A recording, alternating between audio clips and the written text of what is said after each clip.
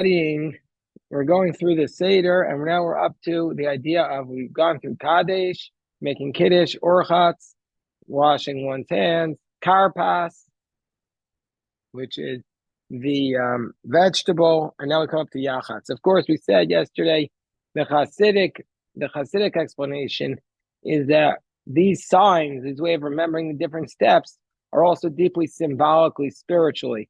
That first you have to sanctify yourself and prepare for the holy night. That's Kaddish. Then Orchatz is you wash yourself, but you have to immerse in spiritually purification. And after that, you do Karpas, which Karpas is a combination of two words, and basically it represents the wealthy and the poor, or the successful and the mitzvah and the sin. And then you have to yachat, you have to separate it, you have to draw distinctions between what's appropriate in life and what's not appropriate. So this is the part of the Seder that's called yachat. This is probably the most watched part. Here, you want a different Haggadah? What? Yeah, here's another one. Now I got so many here. I have three. Anyway, Yachatz is the part of the Seder where you break the matzah, and let's see what the source for this idea is. Breaking a matzah in half. It's a very beautiful practice. It's probably the one the children have their eye on the most. So the source for it is that the Gemara tells us in Pesachim 115b that matzah is called lechem oni. It says in the Torah, the lechem oni. And why is it called lechem oni? That could mean bread of affliction, but the Talmud says it's the bread of the poor. Why? Because a poor person is satisfied with just a piece of the bread, not the whole loaf. So too on the night of Pesach, when we're going to eventually make a blessing on matzah, we're making it on a broken piece and not a full piece. So we start off with the full piece and we break it. And also another idea is the Talmud says in Brachos that Rav Papa said everybody agrees that on Pesach a person should put a broken piece with a whole piece and break it. What's the reason? It's called lechem oni. And so this is the source for the idea that we break the matzah. Of course, it's going to be very complicated because when we get to the mitzvah of making a blessing on matzah, hopefully we'll get to that. There's a whole question because on Seder night, on every yontif, you're supposed to have two whole loaves of bread. And here you have a broken one. So there's a whole dance about which blessing you make the mitzvah of matzah over, but the blessing of hamotzi over when you make that on Seder night. But for now, this is the source for the idea. If somebody says, well, why are you breaking the matzah? It's a very simple question. Why are you breaking the matzah? So the simple answer is, if somebody asks you at your Seder, why are you breaking the matzah? Because it's the bread of the poor, and the poor have broken pieces of bread. That's the simplest answer to that question. I'm sure people will ask at Seders, why are you breaking it? Of course, the brokenness represents the brokenness in our life, that we're incomplete. When I give the matzah to people, I say now, I started saying this yesterday, I'm giving everybody matzah, but I only ask for one thing for this, in return for this matzah, that before you say the blessing on the matzah, you just have in mind, you say a silent prayer or announce to your Seder, you pray for the people, the broken people, the soldiers, the families of it's called Mishpachat Shikulim, the families who lost ones in this war, the widows, the orphans. Pray for the safety of the soldiers. So it's the brokenness that exists. Yeah. Yeah.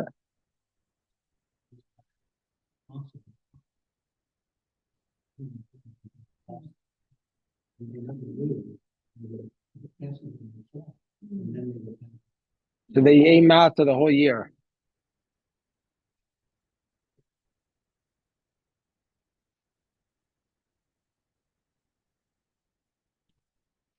That's very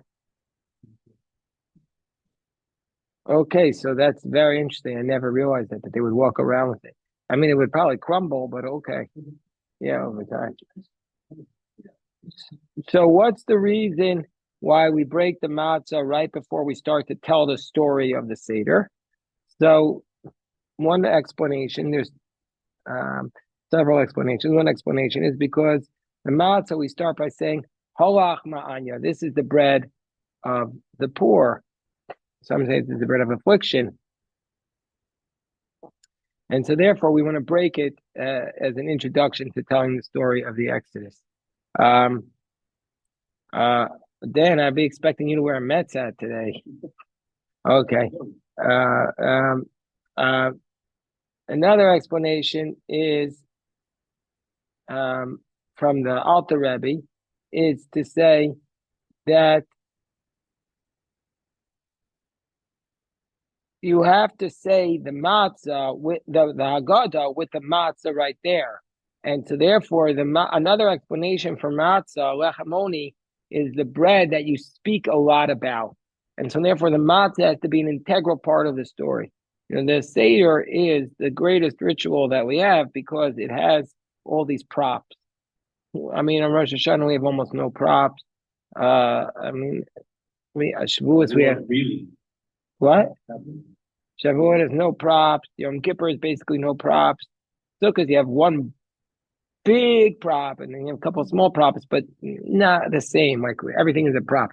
You need to have you need to say a lot of things about it. So therefore, you have to start with the breaking it.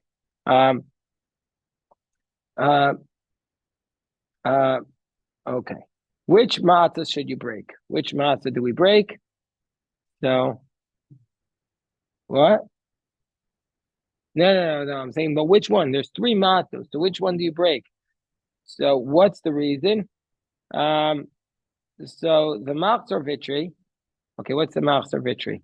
Machzor Vitri was 11th century work in northern France and Germany, which is called Ashkenaz.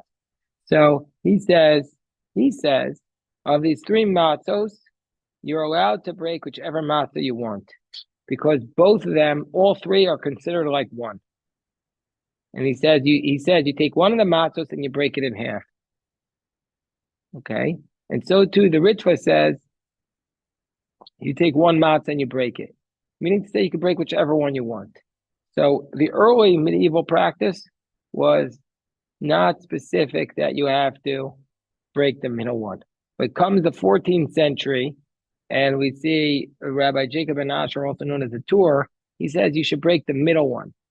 And you take half and give it to one of the guests there to watch it and guard it for the afikomen. Yeah, and then you take the second part and put it between the two whole ones. So that, why do you have to put it between the two whole ones? Because when you come to Hamotzi, you want to hit the whole one first. So that's when you make the blessing on. And that's his practice. It says you break it in half, leave a part for the afikomen, because if we ate all three, we wouldn't have anything left for the afikomen. And then you put it in the middle, and then that way you're making the blessing on the whole one first. Yeah, but right. So that's gonna become very complicated. There's two whole ones, and there's a dispute about that, but hopefully we'll get to that. But now, yeah. Erica, oh yeah, what does she say?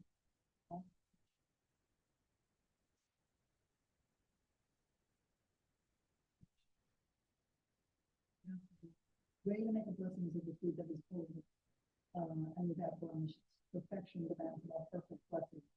But we have to, before we tell this story, we make a note of broken. Beautiful. Hold it up and pay attention. We bless God with broken hearts. Because so much of life is painful, but we are still here. As the Christopher Lady said, there is nothing more holy than a broken heart. I love that. We look around the table and notice who might not be at the table this year, who has suffered loss. I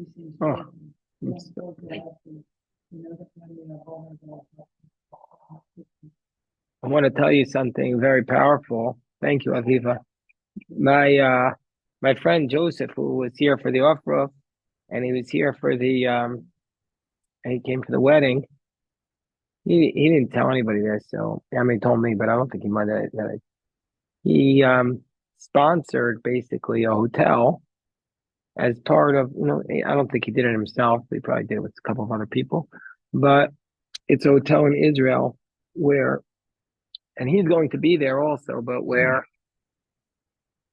the majority of the people in the hotel are people who lost somebody in the war.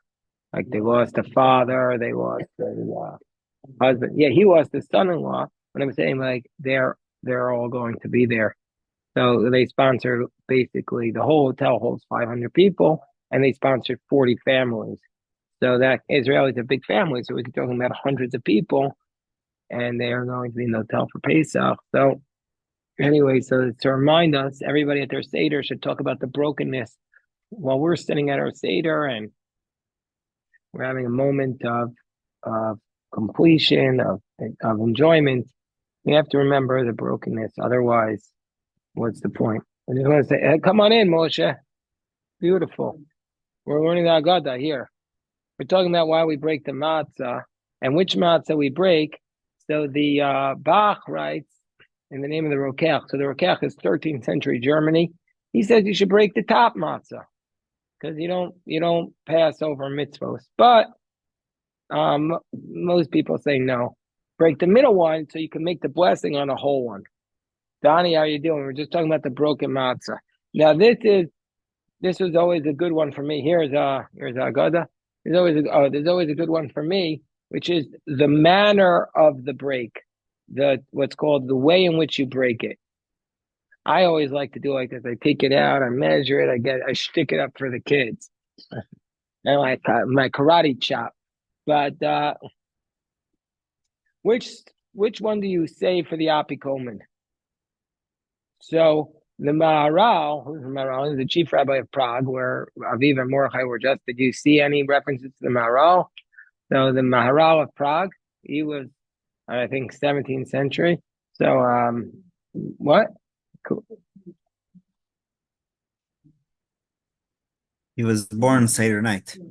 Oh, he was born on Seder night, Rabbi Yosef said. Yeah, it was his father was the rabbi of the Kehillah, and there was a guy with a dead body wanting to put it in the backyard. Hold on. Let me take you off of my earphone. Rabbi Yosef has a story about the Maharal. Hold on 1 second. Hold on. Now listen to this story. So their custom for the blood libel was to slaughter a Christian boy and to deposit it in the house or somewhere near the Jewish community. And there was somebody with a sack already ready to deposit the body in the backyard of the rabbi. And the rabbi's wife, the Rebbitzin, was screaming in childbirth, and the guy ran away with the sack because he thought that they saw he was scared and he ran away with the body. So that was the way he, even at birth, he saved the Jewish people from the pogrom. So okay, the Maharal, thank you, Rabbi Yosef. He died in 1609. So okay, so that's his dates in Prague. So he writes that you need to watch the larger part of the matzah for the afikomen. So from the fact that he says you take the larger part and save it for the afikomen, that proves that it's not supposed to be an equal split. The reason is taking the larger part. Well, he doesn't say well, at least they don't say here. But we could get to that maybe later on. But I think it's probably because you need to have enough for the afikomen, practically speaking. But they're going to give a lot of deep reasons. We got to get there slowly. And the next Shabbos is the last Shabbos before Pesach. I mean, there's a Shabbos every Pesach. We're going to spend like two hours here just going through everything. It's so much. We're not going to get through everything, but we'll try. The Eitz Chaim writes that you should break the middle matzah in a manner which the larger portion has the form of the letter Vav, and the smaller portion has the form of the letter Daled, because 6 is greater than 4. I don't know what that means. That the upper matzah is the Yud, and 6 and 4 makes a Yud. Anyway, what? Better use a chisel. I think he did it that one. I think what happened was he did it that one way that time by accident, and then they gave a reason for it. Okay, the Sefer Vayaged Moshe writes on the basis of the Arizal, who's 16th century Tzfat. He says that some say that the afikomen needs to be the left side of the matzah. And some say the opposite, that it needs to be the right side. Okay. And the Kaf HaChaim writes that you have to break it with your hand and not with a knife. That's what a poor person does. So he says you can't bring a knife to you, so you're not allowed to do it with a knife. Anyway, you ever tried cutting a matzah with a knife?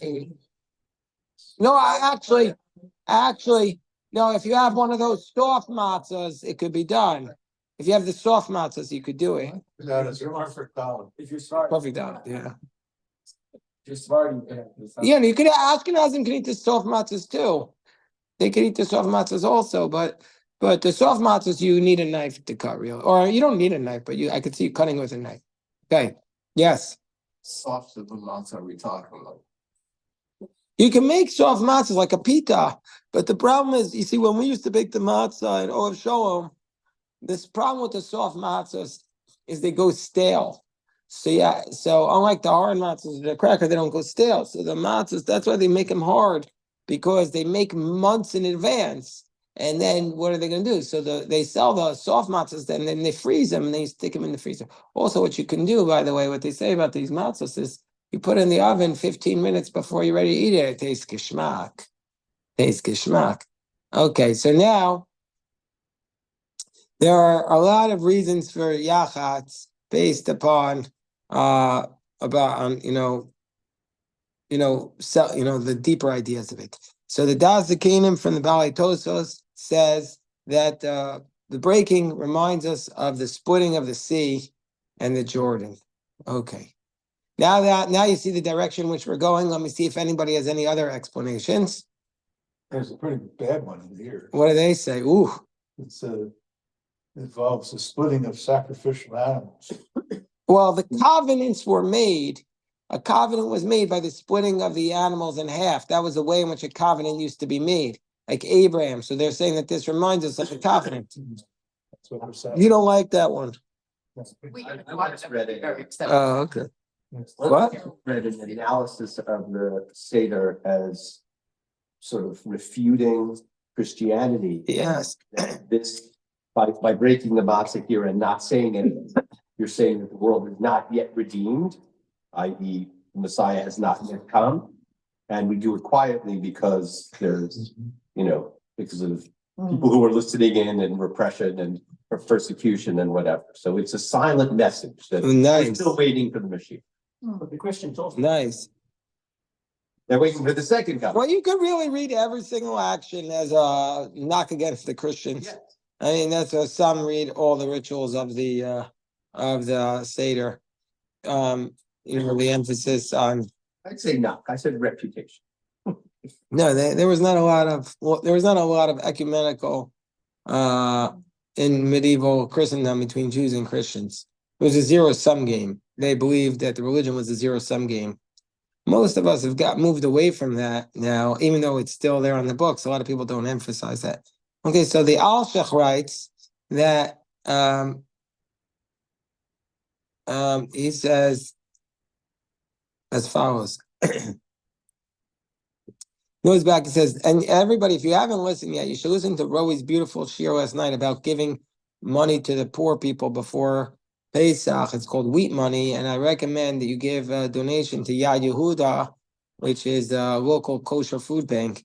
So in that context, karpas, the vegetables, hints to the giving of tzedakah, because the klaf hints to the palm of the hand, and the reish hints to the poor, and pas hints to that you need to appease him. And then yachatz, the breaking, which is to break the matzah, comes in the verse, pros l'rai v'achmecha, break for the hungry your bread. So basically, half to eat now and half to guard after the meal, so that the person, so it's to teach us that one who gives bread to the poor is going to have a share in the world to come. So it's to remind us of the poor person needs bread. So we're breaking the bread to give tzedakah, to remind us the poor person doesn't eat his whole bread right away. So it's a reminder for us to give charity. Okay, there's a third explanation. The Haggadah, Chaim Yosef David Azulai, 19th century, he writes that since the Egyptians subjugated the Jewish people also at night. So the nights are like the days. And there are 200 and there's 215 years from the birth of Joseph, and 250 years afterwards completed the nights. And so therefore the Makkah Bechorotz was, because of 430 years, he says that's 215 times 215 days and nights. And also he says that the plague of the firstborn happened in the middle of the night. And so therefore, because to tell us that they went out in half their time, so they really should have gone out they really should have gone out in more time. And so therefore it says in the middle of the night. And so therefore we break the matzah in half to teach us that we only served half of the time and we went out exactly half. Also, some say it hints to the fact that you have to get up in the middle of the night to mourn for the temple. It's all the middle. I guess that's the way, like you start off in the middle of the exile. Basically, okay, here we go. This is from the Noam Elimelech's grandson, the Imri Noam. The Imri Noam writes that service of God has to be done secretly and with humility. And so therefore, this instance, like the breaking of the matzah, that the larger portion is hidden for the afikomen, which is called, another name for the afikomen is tzafun, which means hidden. Because the main service of God needs to be in a hidden manner. Nobody knows what goes on in your house. That's the humble way to serve God. At the end of the day, nobody's with you most of the time when you recite the prayers and the Birkat Hamazon. That's really just between you and God. It's not like with all the fanfare. So that's what's being hinted to. We take the larger portion, we hide it to remind us the main service takes place in a hidden way. You had a question, Shoshana? Okay, so that's the idea. And there's a small portion which is the outward rituals, the outward service, but the deepest part is our connection with God, which is hidden. The Shar Yisaska writes that you break the middle matzah, that corresponds to Isaac. Because in the future, the Gemara in Shabbos 89b tells us that Jacob will say to God, if you will absorb the sins of the Jewish people, good. If not, then I'll take half upon you and half upon me. Meaning to say, because I was willing to do the Akedah, I'm worthy to take half the sins. And so therefore, this is hinting to the future. Okay, fine. Okay, so now, those are some deeper ideas. There's a lot to talk about, obviously, with the hiding of the larger half. And now we get to the idea of the hiding of the afikomen. What's the reason why we take the larger portion from the afikomen? We were discussing this, you asked this a few minutes ago. And so this is what, here are some explanations for this. So the Mariel says, you take the larger half. What's the reason? Because since we have to make sure, this is what I said, since you have to make sure that you eat at least 2 olive-sized portions of the afikomen, therefore you take the larger portion. Make sure you have enough. The Taz is Rabbi David Alevi, 17th century. He writes that the reason is because the half of the afikomen is the main mitzvah that you have to eat last. So since it's the last mitzvah of the night, the main mitzvah, you take a larger portion. And the Arizal writes that it hints to okay, this gets a little complicated. Now, what about the idea of hiding the afikomen? So is that a concept? Is that a concept to hide the afikomen? So here we say the Ritva writes, the Torah writes that you take the afikomen and you put it under a napkin. And that's what the Shulchan Aruch and the Marshal say, that you should hide it with your hands and place it between pillows and hide it. So there is a practice to hide the afikomen. This is different from the practice of stealing the afikomen, which many children have, many families have. We discussed that earlier. But the idea of hiding the afikomen, what's the source for this? What would you say is the source for the idea of hiding the afikomen? So what do you think what are some explanations for this? What? One time I read it had to do with Moses, was barely mentioned, sort of the significance, not playing Moses up. It's all story. Because he was the hero. One reason for that is, of course, that God was responsible. So, but why the afikomen being hidden? To remind us of Moshe being hidden. Very nice explanation. So I have here 4 or 5 explanations. They're all very beautiful. You should try to remember these. These are so beautiful. One is because it reminds us that they stuck the matzos in their bags. But that's what they did. So put it in your pillow. Reminds us that they stuck the matzah in their bags when they were traveling. They put it in a bag and they left. So that's a reminder of that. The Kolbo is 14th century Provençal.